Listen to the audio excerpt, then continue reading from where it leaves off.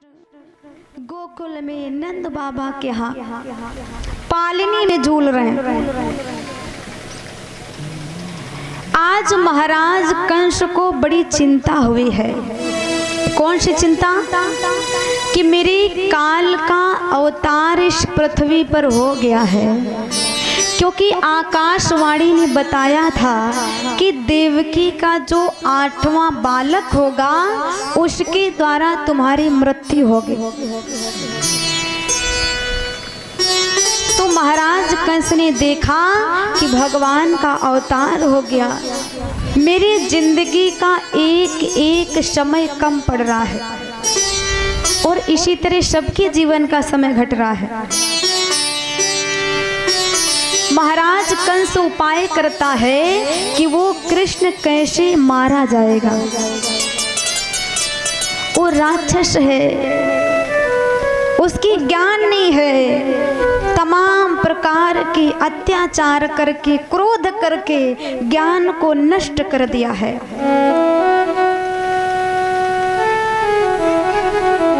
आज भक्तों कंस भगवान को मारने का उपाय करता है और इधर भगवान तो स्वयं राजा कंस को मारने आए हैं।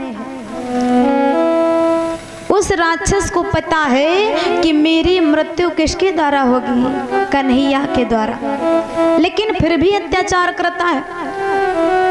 अच्छा, जो आदमी जानता हो कि इस काम से कोई फायदा नहीं मिलने वाला और फिर भी वो काम बार बार करे तो उसको क्या कहा जाता है? कहते हैं जो एक बार गलती करे उसे इंसान कहते हैं। जो एक बार गलती करे उसे इंसान कहते हैं, और जो कभी न गलती करे उसे भगवान कहते हैं, और जो गलती पर गलती करे उसे शैतान कहते हैं। तो भक्तों, अगर हम बार बार समझाने के बाद भी गलत काम करते हैं तो हम किसी राक्षस से कम नहीं है, क्योंकि राक्षस लोग ही गलती पर गलती करते। राजा कंस जान रहा है कि भगवान के द्वारा मेरा उद्धार होना है, मरण होना है, वो फिर भी भगवान को मारने के लिए राक्षस भेज रहा, बार बार गलती। इसलिए कि राजा कंस को पता है कि इस अहंकारी शरीर से परमात्मा का भजन नहीं हो सकता है। इस शरीर में इतने विकार हैं, इतने वायरस हैं, इतना शरीर गंदा हो गया है, इसलिए इसको पवित्र करने के लिए भगवान की जरूरत है। इसलिए वो अच्छे काम नहीं कर रहा है, बुरे काम अत्याचार करूंगा तो कितनी जल्दी भगवान आकर के मेरा संहार करें और मैं इस राक्षस योनि से मुक्त हो जाऊं, फिर मुझे मानव का तन मिले।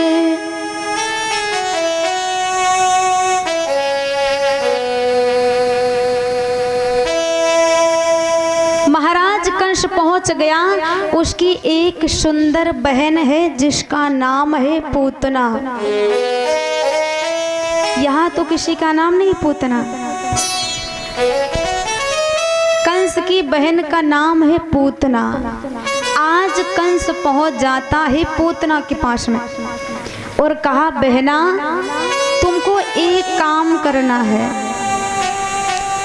पूतना ने कहा, कौन सा काम है? बोले, काम ये है कि गोकुल में भगवान कृष्ण का जन्म हुआ है, आपको भगवान को मार के आना है। तो पूतना कहती है तो कोई भारी काम नहीं। अरे वो छोटा सा कन्हैया, मैं तो एक राक्षसी हूँ, मेरा विशाल शरीर है, भगवान तो छोटे हैं, मारना कोई भारी काम नहीं, अभी आती हूँ काम करके। आज पूतना जो है भगवान को मारने के लिए जाती है, लेकिन कौन सा भेष बनाए है?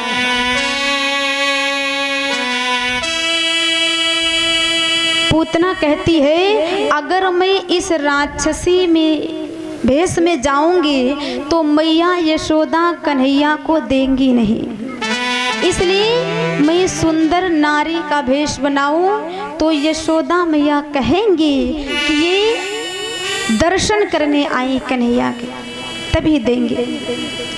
आज पूतना ने बढ़िया श्रृंगार किया, सुंदर वस्त्र पहने हैं, आभूषणों से युक्त हो गई है। आज सुंदर नारी का भेष बनाकर पूतना पहुंच गई।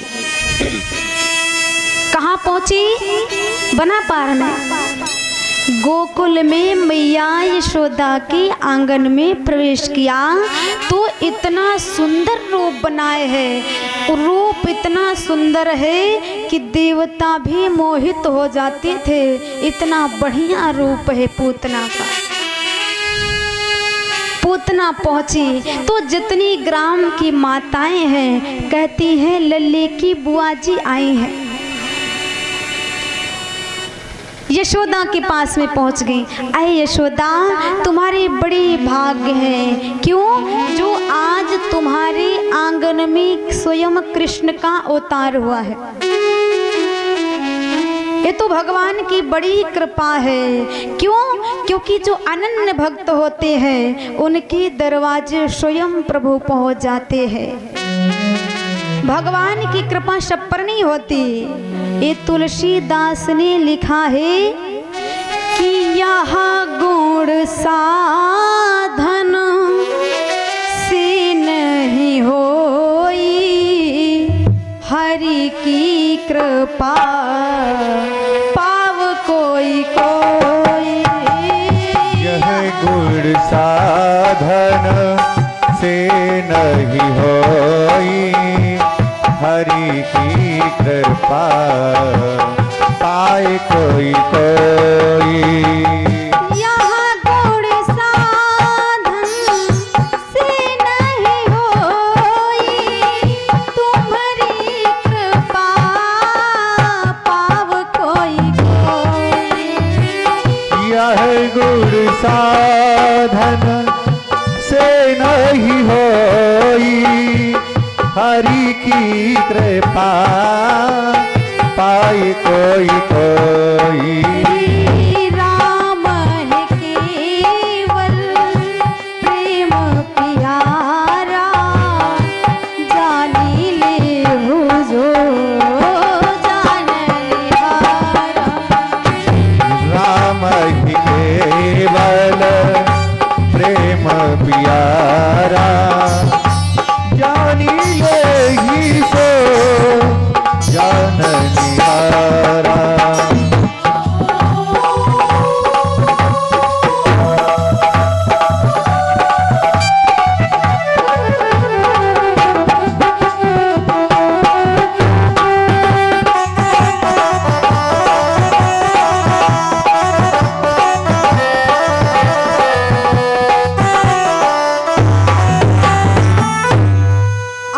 पूतना जो है पहुंच जाती है तो कहते हैं कि यह गुण साधन से नहीं होई, तुम्हारी कृपा पाव कोई कोई। यानी हरि की कृपा किसी किसी पर होती है।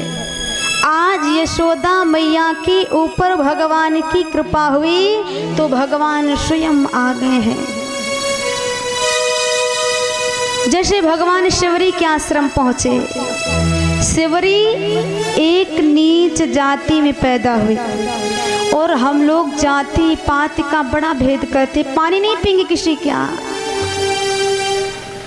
लेकिन भगवान को जाति से कोई मतलब नहीं, जाति पाति पूछे नहीं कोई, हरि का भजे सो हरि का होई।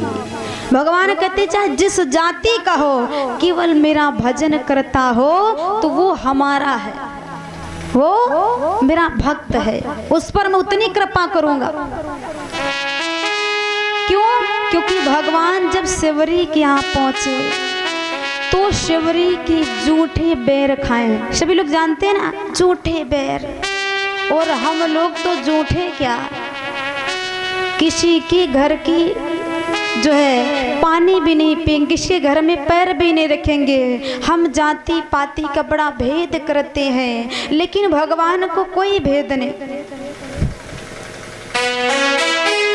जब भगवान राम शिवरी के आश्रम पहुंचे तो शिवरी इतना गदगद हो गई कि मैं भगवान का कैसा सम्मान कर दूं। अच्छा, जब घर में कोई खास मेहमान आता है और घर में चाय नाश्ता नमकीन बिस्किट बर्फी पेड़ा ना होए तो हम बहुत परेशान होते, कहाँ से जाए, दुकान भी बंद है सब हैं। घर में अगर दामाद जी आ जाए तो फिर सासू जी भैंसी चाहे जितना प्यासी होए फिर दामादे के पास बैठेंगे, क्योंकि दामाद सास को इतना प्रिय होता है।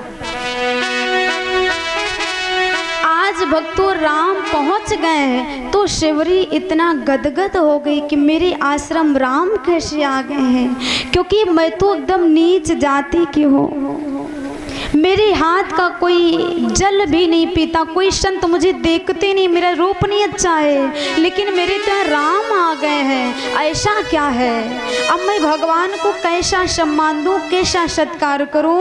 तो वो दौड़कर बेरों के बगीचे पहुंच जाती है।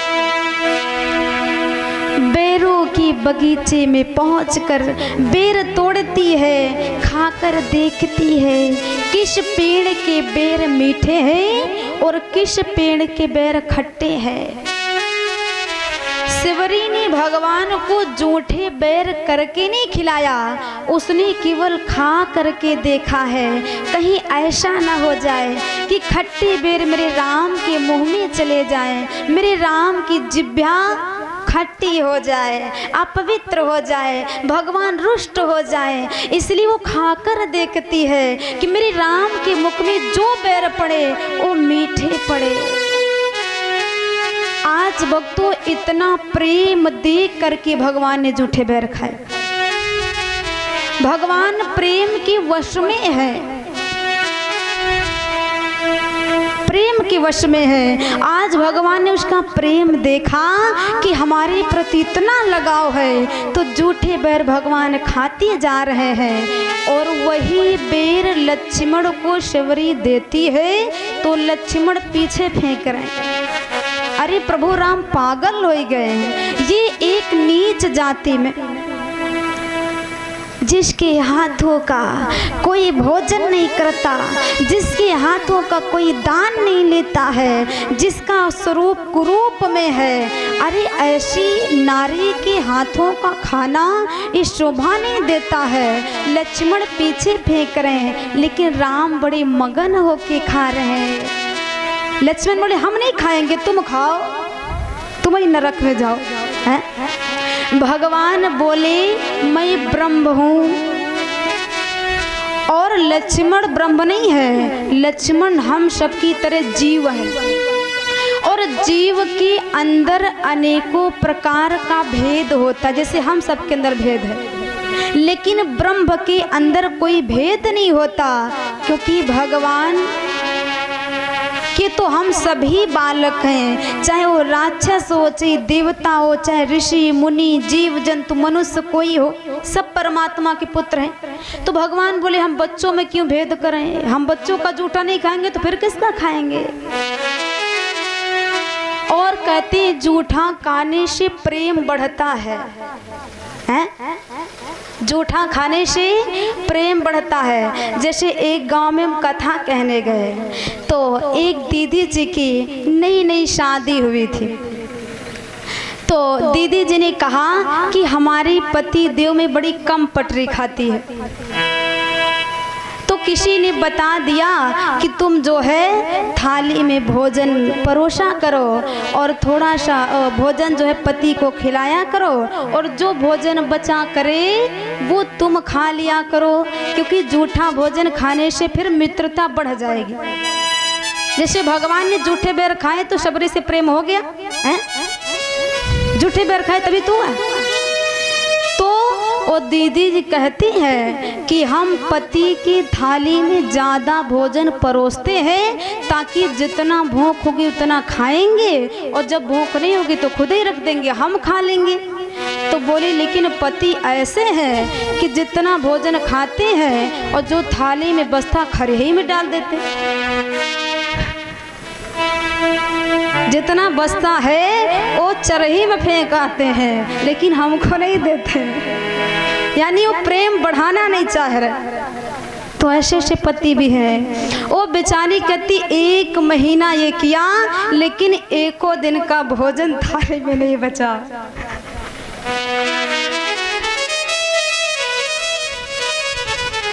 बोलिए गोविंद भगवान की।